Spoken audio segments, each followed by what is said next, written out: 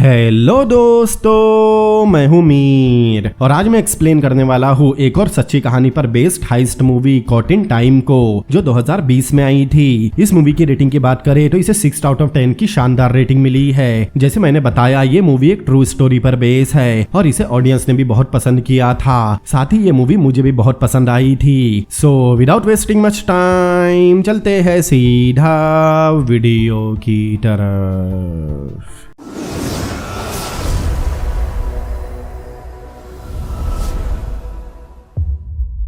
Movie की शुरुआत में हम एक स्टोर देखते हैं जो पूरी तरह से बिखरा हुआ था। मतलब उस स्टोर में किसी ने चोरी की है। उस स्टोर का नाम फ्रेंडशिप स्टोर था, जहाँ काफी सारी ज्वेलरी और एंटिक सामान मिलता था। फिर हम 5 चोरों को देखते हैं जिन्होंने अपने चेहरे पर मास्क पहना हुआ था। चोरी करने के बाद वो अपने साथ एक पुलिस ऑफिसर को भी वैन में लेकर जा रहे थे। उस पुलिस ऑफिसर का नाम जोंग चेन था और उन चोरों की गैंग का नाम ईगल है। ईगल गैंग का लीडर जून नाम का आदमी है, जिनको उसका एक साथी बताता है वो जिसे अपने साथ वैन में लेकर आए हैं वो एक पुलिस ऑफिसर है। तब जेंग चून को उठाता है और उसे मारने लगता है। चेन बेहोशी की हालत में था। फिर जून उस पर अपनी गन रखता है और उसे एक जोक सुनाने कहता है। अगर जोक अच्छा हुआ तब वो उसे छोड़ देगा। मतलब जोक पसंद न आने पर जून उसे मारने वाला था। तब चेंग हंसने लगता है और कुछ कहता है, लेकिन जून को उसकी बात समझ नहीं आती। तभी उनकी वैन के पीछे पुलिस की कार आ जाती है। चून जेंग की आंख पर पट्टी बांधता है, फिर अपना मास्क उतार कर जेन को पहनाता है और चेंग से कहता है उस पर एक जोक उधार रहा। ये कहकर वो चेंग को वैन के नीचे फेंक देता है। चेंग के चेहरे पर मास्क देखकर पुलिस वालों को लगता है वो भी एक चोर है। वो चेंग को पकड़ लेते हैं। चेंग बोल रहा था वो भी एक पुलिस वाला है, लेकिन पुलिस वाले उसका यकीन नहीं करते। अगले सीन में चेंग जेल में बैठा था क्योंकि पुलिस वालों ने उसे चोर समझकर जेल में डाल दिया। चेंग 10 साल से पुलिस की नौकरी कर रहा है। उसे कैप्टन के तौर पर चेंगपू शहर भेजा गया था, लेकिन पहले ही दिन पुलिस वालों ने उसे चोर समझकर पकड़ लिया।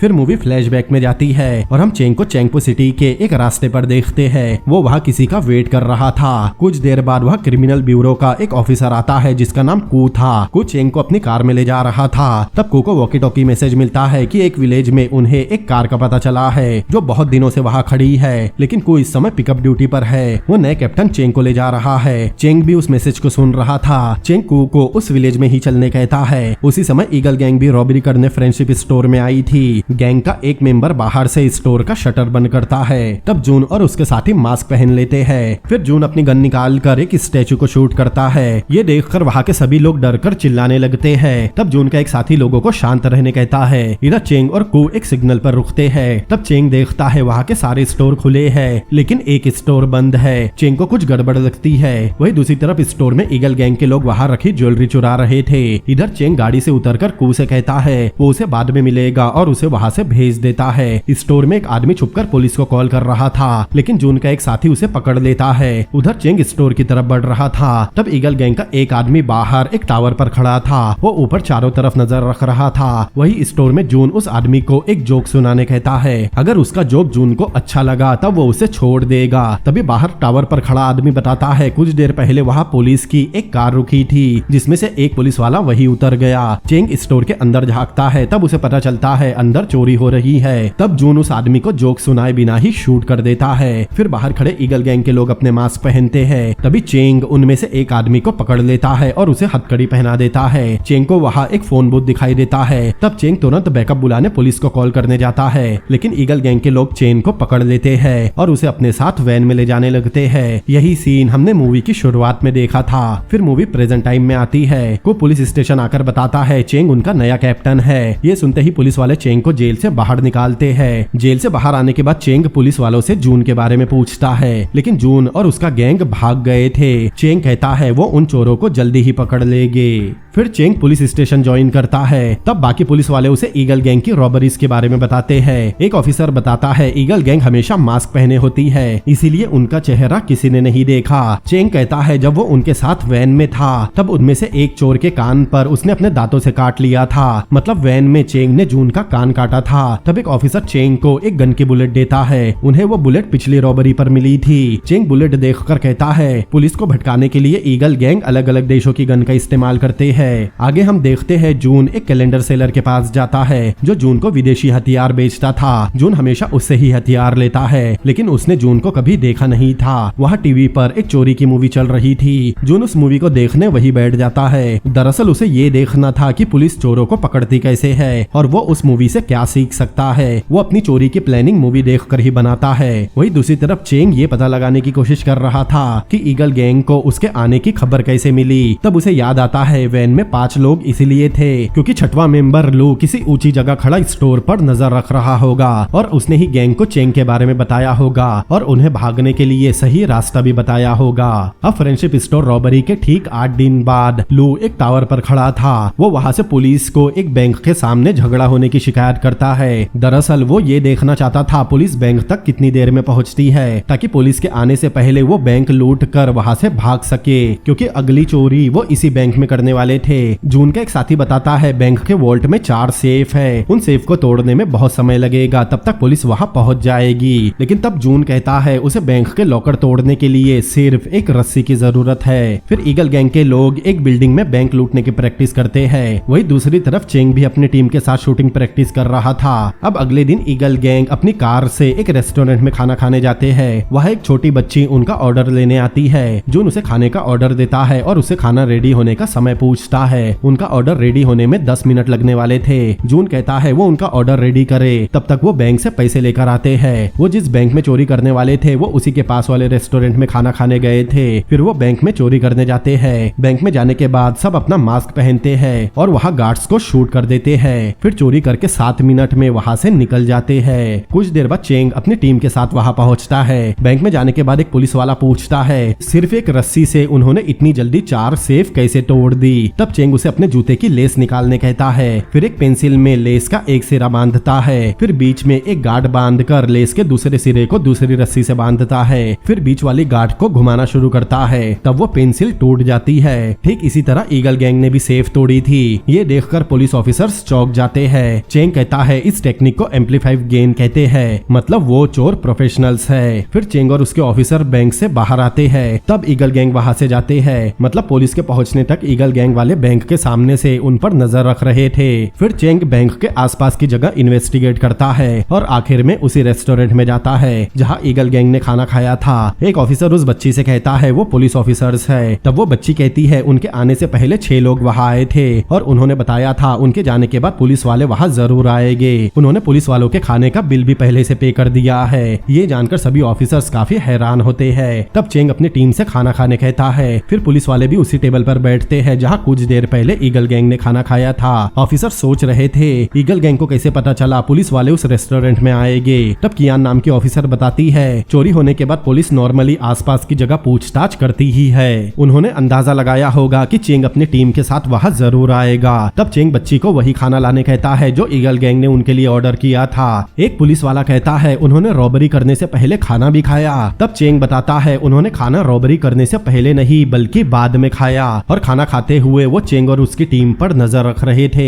जब चेंग बैंक में जा रहा था तब वो खाना खाते हुए उन्हें ही देख रहे थे। खाना खाते हुए चेंग की नजर वहाँ बने एक टावर पर पड़ती है। तब उसे समझ में आता है ईगल गैंग ने चोरी करने से पहले उन पर वही से नजर रखी थी और अब अगली चोरी करने उन्हें नए हथियारों की जरूरत पड़ेगी। अगले दिन कूच चेंग को कैलेंडर सेलर की इन्फॉर्मेशन देता है क्योंकि वो एक आर्म्स डीलर के लिए काम करता है। जून भी उससे ही हथियार खरीदता था। फिर कू और चेंग कैलेंडर सेलर के पास जाते हैं जहाँ कू उसे बहुत मारता है और उसे बताता है उसके बेचे गए हथियार से 3 लोगों की जान चली गई। तब चेंग कू को रोकता है और कैलेंडर सेलर से उनका साथ देने कहता है। चेंग के पास कैलेंडर सेलर के खिलाफ कोई सबूत नहीं था, इसीलिए वो उसे जाने देते हैं। तब वहाँ एक हाइस्ट मूवी चल रही थी। चेंग उस मूवी को देखने वही बैठ जाता है। उसे देखना था कि चोर पुलिस से बचकर भागते कैसे है और यही मूवी जून ने भी देखी थी। बस दोनों के मूवी देखने का नजरिया अलग था। वही दूसरी तरफ ईगल गैंग अपने लूटे हुए पैसों का हिसाब लगा रहे थे। तब जून कहता है उसके पास एक नया आइडिया है, मतलब वो फिर से चोरी करने वाले हैं। आगे हम देखते हैं जब पुलिस ऑफिसर्स लंच कर रहे थे तब उन्हें इन्फॉर्मेशन मिलती है कि ईगल गैंग एक बैंक लूट रहा है। वो 28 सितंबर 1991 का दिन था। सारे पुलिस वाले अपने हथियार लेकर बैंक जाने निकल रहे थे। वही दूसरी तरफ ईगल गैंग बैंक में चोरी करके आराम से बाहर आ रहे थे।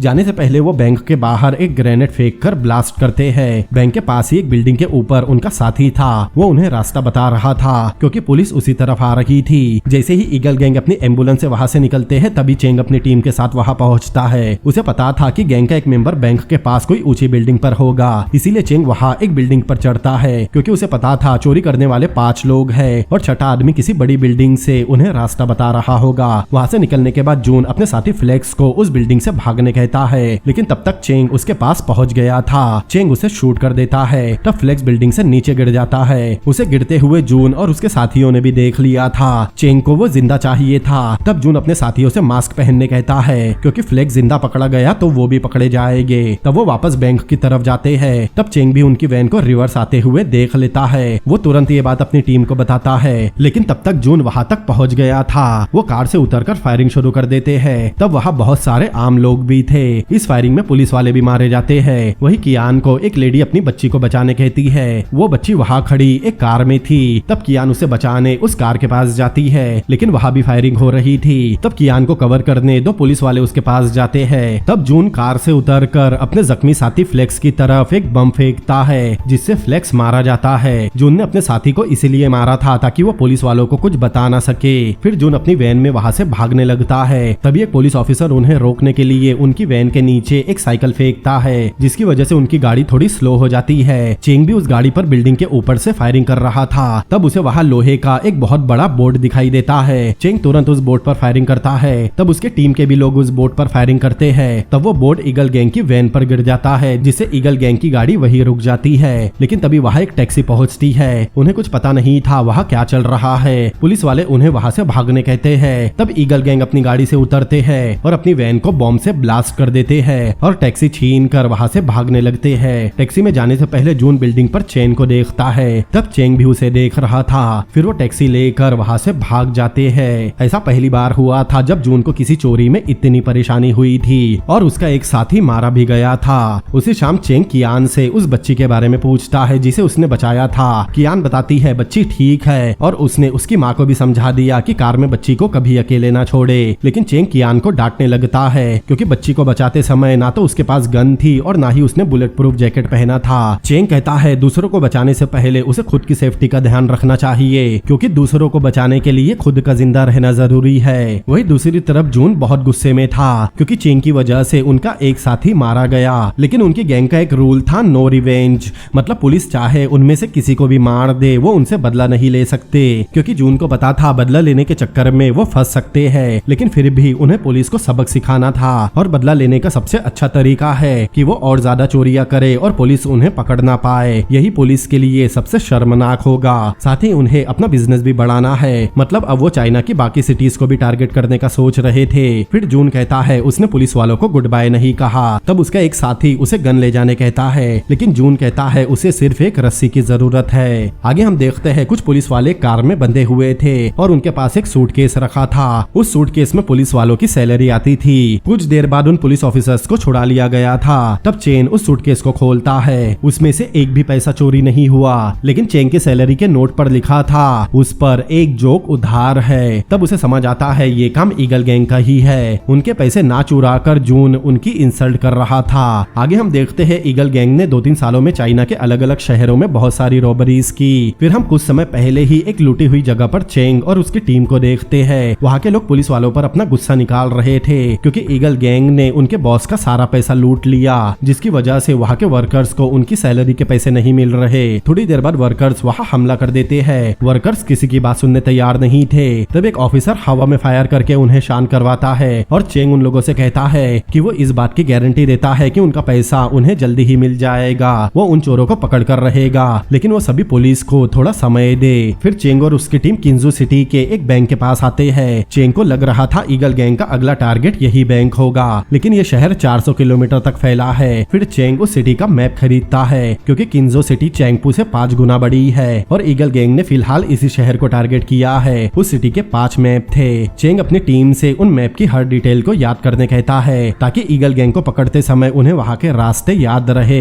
अब एक रात जून किंजू सिटी के एक मार्केट में घूम रहा था। तब उससे एक यंग नाम की लड़की टकराती है और टकराने के बाद वो लड़की वहाँ से भाग जाती है, लेकिन उस लड़की का एक टैरोट कार्ड वही गिर गया था। जून उस कार्ड को पढ़ता है। दरअसल यंग को एक टैरोट कार्ड रीडर ने बताया था उसका जिस भी लड़के के साथ रिश्ता होगा आखिर में उस लड़के का हाल बहुत बुरा होगा, इसीलिए वो वहाँ से रोते हुए भाग रही रही थी और भागते हुए वो जून से टकरा गई। फिर यंग एक ऊंचे टावर पर जाती है। ऐसा लग रहा था वो यहाँ से कूदकर सुसाइड करने वाली है। तभी वहाँ जून आता है। वो कहता है एक बार उसका फ्रेंड बिल्डिंग से गिरा था, लेकिन गिरने के बाद वो बहुत बुरा दिख रहा था। तब यंग कहती है नीचे गिरने के बाद वो कैसी दिखेगी, ये सोचकर क्या फायदा, क्योंकि वो तो मर चुकी होगी। जून कहता है वो उसे सुसाइड करने से नहीं रोकेगा। तब यंग कहती है वो यहाँ सुसाइड करने आई भी नहीं, उसे यहाँ से शहर देखना पसंद है, क्योंकि यहाँ ऊपर से शहर बहुत खूबसूरत दिखता है। फिर दोनों बातें करते हुए वही बैठ जाते हैं। आगे हम देखते हैं कू चेंग को बताता है इस शहर में ऐसी 73 लोकेशंस है जहाँ ईगल गैंग चोरी कर सकती है। कियान बताती है पुलिस को अब तक चोरी की 48 गलत इन्फॉर्मेशन मिल चुकी है। वो पुलिस को उलझा कर रखते हैं ताकि जब सच में उन्हें चोरी की खबर मिले तब पुलिस गलत खबर समझकर लेट एक्शन ले और उन्हें चोरी करके भागने का समय मिल सके। चेंग अपनी टीम को उन 73 जगह पर नजर रखने कहता है। कू पूछता है वो एक साथ इतनी सारी लोकेशंस पर नजर रखेंगे कैसे।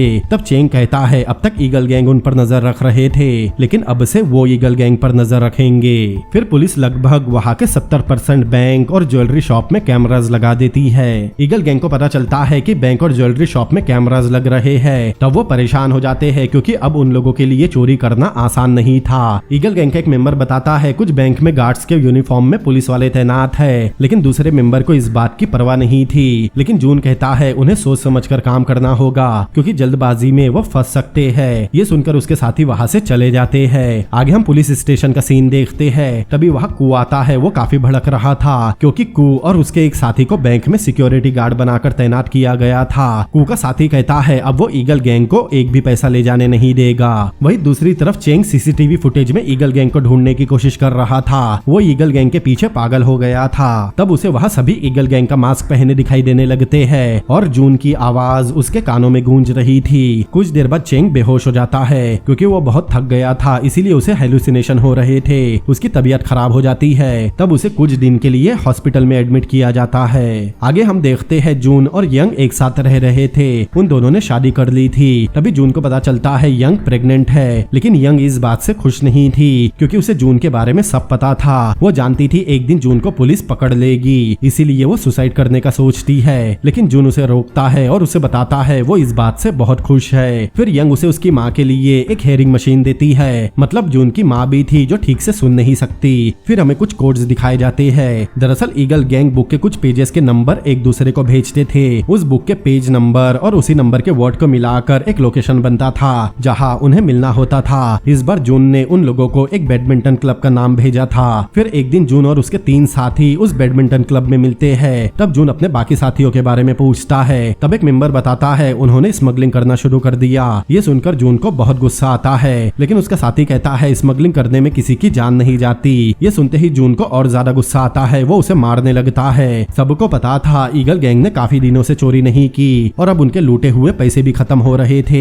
जून के साथी कहते हैं वो भी स्मगलिंग करना शुरू करते हैं और जून भी उनके साथ काम करे। तब जून कहता है उन्हें एक बहुत बड़ी चोरी करनी है। वो अपने बाकी साथियों को बुलाने कहता है। दूसरी तरफ कू बताता है उन्हें एक लाश मिली और उसकी बॉडी में वही बुलेट मिली जो ईगल गैंग इस्तेमाल करते हैं। मतलब जून ने ही उस आदमी को मारा था। दरअसल जून ने किंजो सिटी छोड़ दी थी क्योंकि वहाँ पुलिस ने हर जगह सीसीटीवी कैमरा लगा दिए थे, इसीलिए ईगल गैंग वहाँ रॉबरी नहीं कर सकती। अब उन्होंने वुजियांग सिटी में रॉबरी प्लान की थी क्योंकि पुलिस को जिस आदमी की लाश मिली वो आदमी वुजियांग सिटी के एक बैंक का ब्रांच मैनेजर था। तभी वहाँ कियान आती है। उसे इन्फॉर्मेशन मिली थी जिस ब्रांच मैनेजर का मर्डर हुआ उसने 3 दिन पहले ही बैंक की मेन ब्रांच को कॉल करके बताया था उसकी ब्रांच में कैश लिमिट से ज्यादा जमा हो गया, इसीलिए मेन ब्रांच उस बैंक में कैश लेने एक सिक्योरिटी वैन भेजने वाली है। वुजियांग सिटी में उस बैंक की 8 ब्रांचेस है, इसीलिए वैन वहाँ से कैश लेने से पहले बाकी 8 ब्रांचेस में जाएगी। मतलब वैन को मेन ब्रांच में कैश ले जाने से पहले 8 बार रुकना होगा, इसीलिए ईगल गैंग के लिए उस वैन से पैसे चुराना बहुत आसान हो जाएगा। चेंग पूछता है मेन ब्रांच सिक्योरिटी वैन कब भेजने वाला है। तब कियान बताती है आज ही। मतलब चेंग और उसकी टीम को जल्दी एक्शन में आना होगा।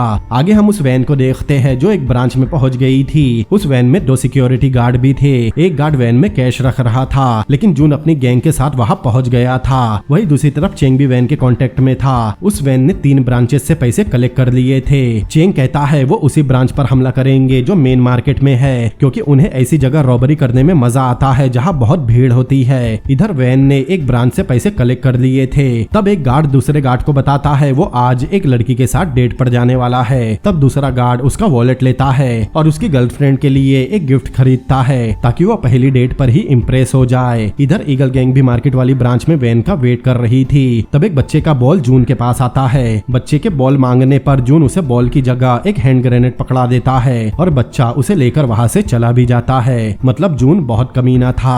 मार्केट वाली ब्रांच के एरिया से निकलने के लिए 3 रास्ते थे। चेंग उन तीनों रास्तों को ब्लॉक करवाने का ऑर्डर देता है ताकि ईगल गैंग कहीं से भी भाग ना सके। कुछ देर बाद वैन मार्केट वाली ब्रांच पहुंच जाती है। उस गार्ड की गर्लफ्रेंड भी उसी ब्रांच में कैशियर थी। गार्ड वैन से उतरकर कैश लेने बैंक में जाता है। वो दोनों एक दूसरे को देखकर स्माइल करते हैं। फिर गार्ड कैश लाकर वैन में रखता है। अब वैन में बहुत सारा कैश जमा हो गया था। तब जून और उसके साथी मास्क पहनकर उस वैन के पास जाते हैं और दोनों गार्ड को वही शूट कर देते हैं। उस लड़की के आंखों के सामने उस गार्ड की मौत हो जाती है। वैन की सिक्योरिटी के लिए एक वैन उनके साथ चल रही थी जिसमें कुछ और गार्ड भी थे, लेकिन ईगल गैंग उन पर भी फायरिंग करती है जिससे वो गार्ड भी मारे जाते हैं। फिर जून और उसके साथी वैन से पैसे निकालते हैं और उन्हें अपनी वैन में रखते हैं। तब एक लेडी पुलिस स्टेशन कॉल करके उन्हें रॉबरी की खबर देती है। चेंग को खबर मिलते ही वो उसी ब्रांच की तरफ बढ़ता है। वो अपने सारे यूनिट को भी खबर कर देता है। उधर ईगल गैंग अपनी कार में पैसे रखकर वहाँ से जा रहे थे। तब उनके सामने चेंग की गाड़ी आ जाती है और दोनों गाड़ी में जोरदार टक्कर होती है। ईगल गैंग अपनी गाड़ी से निकलकर चेंग की कार पर फायरिंग शुरू कर देते हैं और तुरंत अपनी वैन रिवर्स लेते हैं। तब तक बाकी पुलिस वाले भी वहाँ पहुँच गए थे और तभी चेंग और कियान कार से उतरकर उन पर फायरिंग करते हैं। उस समय कू भी उसी तरफ आ रहा था।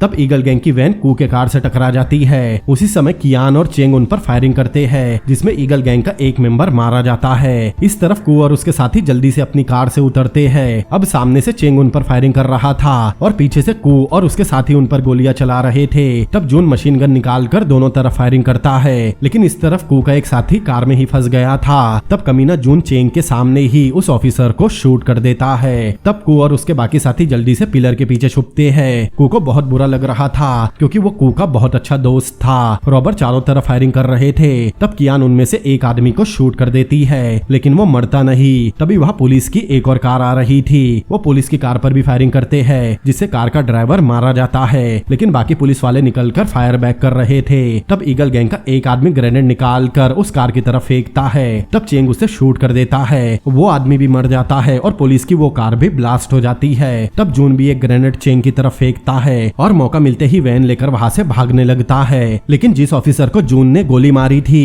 उसने एक बार कहा था वो ईगल गैंग को एक भी पैसा ले जाने नहीं देगा। वो उस वैन का पिछला दरवाजा खोल देता है। अब ईगल गैंग दोनों तरफ फायरिंग करते हुए वहाँ से भागने लगते हैं, लेकिन जैसे ही वो कार को सीधा करके भागते हैं वैन के अंदर से पैसों के सभी सूटकेस नीचे गिर जाते हैं और उनके हाथ कुछ नहीं लगता। तब जून वैन रोकता है। अभी भी जून को मिलाकर गैंग में 4 लोग बचे हुए थे। तब जून एक ग्रेनेड वहाँ के इलेक्ट्रिक पोल पर फेंकता है जिससे एक के बाद एक लाइन से इलेक्ट्रिक पोल ब्लास्ट होने लगते हैं और उन्हें वहाँ से भागने का मौका मिल जाता है। अब रात में पुलिस की मीटिंग होती है। चेंग को वो ग्रेनेड मिल गया था जो जून ने एक बच्चे को दिया था। फिर चेंग सबको बताता है आज फायरिंग के दौरान बहुत से बेगुनाह लोग भी मारे गए जिसमें 3 सिविलियंस, 6 गार्ड और कुछ पुलिस ऑफिसर भी है। चेंग कू के साथी के बारे में बताता है कि उसने एक बार कहा था वो ईगल गैंग को एक भी पैसा ले जाने नहीं देगा और उसने वैसा ही किया जिसमें उसकी जान चली गई। दूसरी तरफ चेंग की टीम भी बहुत दुखी थी क्योंकि उनका एक साथी मारा गया। उनके अलावा वो लड़की भी अपना गिफ्ट देखकर रो रही थी जो वो गार्ड उसे देने वाला था।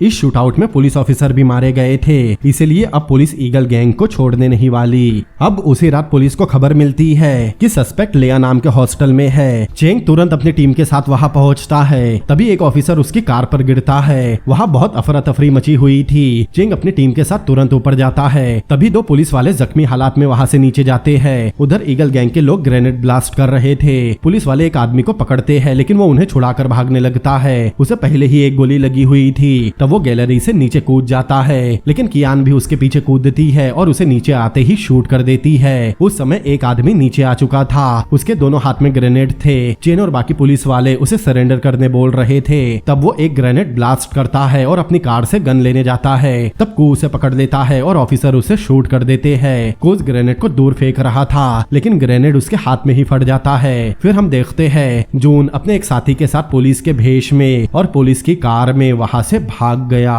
कुछ समय बाद चेन और उसकी टीम हॉस्पिटल में थी। थोड़ी देर बाद डॉक्टर्स बताते हैं कू की जान तो बच गई, लेकिन उन्हें कू का एक हाथ काटना पड़ा। तभी पुलिस को जून के बुक और पेजर के रिकॉर्ड मिलते हैं। वो सब पुलिस को उस हॉस्टल में मिले थे, जिससे पता चलता है उस पेजर से किन्जो सिटी के एक नंबर पर कांटेक्ट किया गया था और जून की वाइफ प्रेग्नेंट है। चेंग टीवी पर न्यूज चलाने कहता है कि पुलिस वुजियान सिटी में ही है ताकि जून को पता ना चले कि पुलिस उसकी वाइफ को पकड़ने जा रही है। फिर चेंग किन्जुआ सिटी के पूरे गायनेकोलॉजिस्ट को चेक करवाने कहता है, जिससे कुछ समय बाद ही चेंग को जून की वाइफ मतलब यांग का एड्रेस मिल गया था। वो यांग के घर के सामने एक कैमरा लगाकर उस पर नजर रख रहे थे ताकि जब जून उससे मिलने आए तब वो उसे पकड़ सके। कुछ दिनों बाद जून वहां आता है, लेकिन वो अपने घर न जाते हुए सामने वाले घर में जाता है और उस घर के लोगों को बांध देता है। फिर वहां से अपनी वाइफ को देखता है, क्योंकि उसे समझ में आ गया था पुलिस उसकी वाइफ तक पहुंच गई होगी। पुलिस वालों ने यंग का फोन भी टेप कर लिया था ताकि यंग फोन पर जो भी बोले उन्हें वो सब सुनाई दे सके। तब जून यंग को कॉल करता है और कहता है वो जो भी बोलेगा उसे बस हाँ में जवाब देना है। जून कहता है अगर वो पकड़ी गई तो उसे कुछ साल की सजा होगी, लेकिन वो पकड़ा गया तो उसे मौत की सजा होगी। फिर वो उसे कोड वर्ड में कहता है वो उस आदमी के पास जाए जिससे वो पिछली बार मिली थी। जब वो उसे पेजर पर मैसेज करे उसे घर से निकल जाना है। जून ने बताया नहीं था कि वो सामने वाले घर में ही है। कुछ समय बाद जून पेजर पर एक मैसेज भिजवाता है। वही दूसरी तरफ यंग अपने बाल काटती है और साथ ही अपनी और जून की फोटो भी। वो जून की फोटो पूरी तरह से काट देती है और अपने बाल काट कर अपना हुलिया भी बदल लेती है, क्योंकि अब तक पुलिस ने जून का चेहरा देखा नहीं था। तब जून उसे सामने से देख रहा था। अब कुछ समय बाद जून उस घर से निकलता है और यंग भी घर से बाहर आती है। तब यंग और बाकी ऑफिसर्स भी बाहर निकलने लगते हैं। यंग वहां से जा रही थी तभी पुलिस यंग को पकड़ लेती है। यंग खुद को शूट करने की कोशिश करती है, लेकिन कियान उसकी गन छीन लेती है। अब वो यंग के साथ वापस उसके घर में जाकर तलाशी लेते हैं। वहाँ चेंग को जून का पासपोर्ट और शादी का एक कार्ड मिलता है, जिसमें जून और यंग की एक फोटो भी थी। चेंग उस फोटो को शहर के सारे पुलिस स्टेशन में भिजवाने कहता है। फिर चेंग यंग को पेजर दिखाकर उन कोड्स का मतलब पूछता है, लेकिन यंग कहती है वो जून को कभी पकड़ नहीं सकते। तभी चेंग की नजर यंग के सामने वाले घर पर पड़ती है, जहाँ से जून अपनी वाइफ को देख रहा था। वहाँ दो लोग बंधे हुए दिखाई दे रहे थे। तब यंग को पता चलता है जून उसे वहाँ से देख रहा था और जून ने उसे वहीं से कॉल किया था। तब यंग हंसने लगती है और हमें दिखाया जाता है जून वहाँ से यंग के बिना ही चला गया। तब चेन और कियान उस घर में जाते हैं। वहाँ उन्हें एक बुक मिलती है। चेन कहता है पेजर में उन्हें जो कोड मिले वो इस बुक से जुड़े हो सकते हैं। तब कियान उन कोड को बुक के जरिए डिकोड करने की कोशिश करती है। तब बाकी ऑफिसर भी यंग के घर की सभी बुक्स चेक कर रहे थे, लेकिन कुछ समय बाद कियान उन नंबर्स को डिकोड कर लेती है। उसका मतलब था 3 बजे पीस मूवी थिएटर। अब 2:45 पर जून एक बैग लेकर पीस थिएटर आता है। वो थिएटर के अंदर जाकर मूवी देखने बैठ गया था। तब चेन की टीम भी उस थिएटर में जाकर जून के आसपास की सीट पर बैठ जाती है, लेकिन चेंग थिएटर के अंदर नहीं जाता क्योंकि जून ने उसका चेहरा देखा था। वो उसे पहचान लेगा। थोड़ी देर बाद जून को समझ में आ जाता है कि पुलिस थिएटर में आ चुकी है। वो कुछ देर बाद अपने बैग में से गन निकालता है, लेकिन तभी पुलिस उसे पकड़ लेती है। पुलिस जब जून को पकड़कर थिएटर के बाहर लाती है तब वहाँ मीडिया के बहुत सारे लोग पहले से पहुंच गए थे। पुलिस जून को अरेस्ट करके पुलिस स्टेशन लेकर आती है। कुछ देर बाद जून लॉकअप में था। तब चेंग उससे बात करने आता है। तब जून नीचे देख रहा था, लेकिन जैसे ही चेंग जून का कान देखता है वो समझ जाता है वो जून नहीं है, क्योंकि उसने जून के कान पर अपने दांतों से काटा था और जो पकड़ा गया था उसका कान चाकू से कटा है। तब वो आदमी जोर जोर से हंसने लगता है, क्योंकि वो जून का साथी लू था। फिर हमें एक फ्लैशबैक दिखाया जाता है। जून और लू साथ में कहीं बैठे थे। तब लू कहता है वो जून को हारने नहीं देगा। ये कहकर वो अपना भी एक कान चाकू से काट लेता है। फिर मूवी प्रेजेंट टाइम में आती है। मीडिया में खबर फैल गई थी कि ईगल गैंग का बॉस पकड़ा गया और ये केस पुलिस की कड़ी मेहनत की वजह से सॉल्व हो गया। सारे पुलिस वाले चेंग को मुबारकबाद दे रहे थे, क्योंकि उन्हें पता नहीं था चेन ने जिसे पकड़ा है वो जून नहीं है। वही दूसरी तरफ जून यंगफेंग सिटी पहुंचता है। वही इस तरफ चेंग का एक साथी कहता है क्या सच में केस सॉल्व हो गया, लेकिन चेंग कहता है सही समय आने पर जस्टिस जरूर होगा। वही दूसरी तरफ जून एक टीवी में देखता है कि उसके पकड़े जाने की न्यूज चल रही है। तब जून उस न्यूज को देखकर मुस्कुराने लगता है। तब मूवी फिर से फ्लैशबैक में जाती है, जहां हम देखते हैं पुलिस को जून और यंग के शादी की जो फोटो मिली थी उस फोटो में जून नहीं बल्कि लू था। मतलब जून को पहले से पता था पुलिस उसके वाइफ तक पहुंच सकती है, इसीलिए उसने इसकी प्लानिंग बहुत पहले से कर रखी थी। दरअसल जो फोटो यंग ने काटी थी वैसी ही एक और फोटो उसने लू के साथ भी खिंचवाई थी और वही फोटो पुलिस को मिली। इसीलिए यंग ने पुलिस से कहा था वो जून को पकड़ नहीं सकते,